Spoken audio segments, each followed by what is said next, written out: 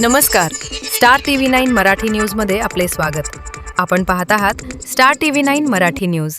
बातमी आहे पुणे जिल्ह्यातील जुन्नर तालुक्यातील प्रसिद्ध पर्यटन स्थळ नाणेघाट येथे वर्षा पर्यटनासाठी आलेल्या एका 22 वर्षीय युवकाचा दाट धुक्यामुळे तोल जाऊन खोल दरीत कोसळल्याची दुर्दैवी घटना रविवारी सकाळी घडली.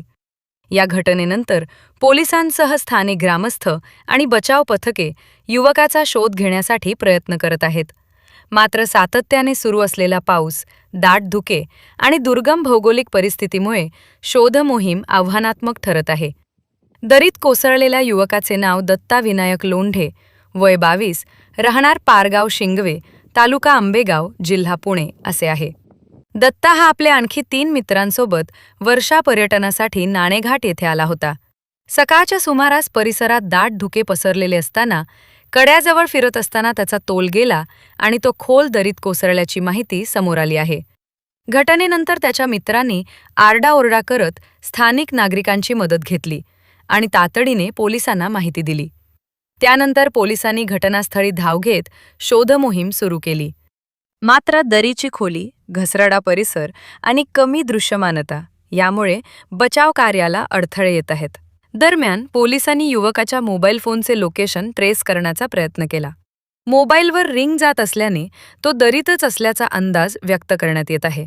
प्राथमिक माहितीनुसार मोबाईलचे लोकेशन नाणेघाटाच्या खालच्या बाजूला असलेल्या ठाणे जिल्ह्याच्या ग्रामीण भागाच्या दिशेने दिसून आले आहे.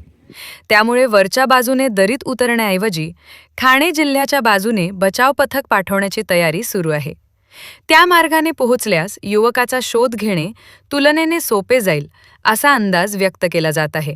घटनास्थळी पोलीस बंदोबस्त वाढवण्यात आला असून स्थानिक प्रशासन, ग्रामस्थ आणि बचाव यंत्रणा समन्वयाने काम करत आहेत. अधिकृत रेस्क्यू पथक घटनास्थळी पोहोचत असून त्यानंतर शोधमोहीम आणखी वेगाने राबवण्यात येणार आहे. पावसाळ्यात नाणेघाट परिसरात दरवर्षी हजारो पर्यटक वर्षा पर्यटनासाठी येतात.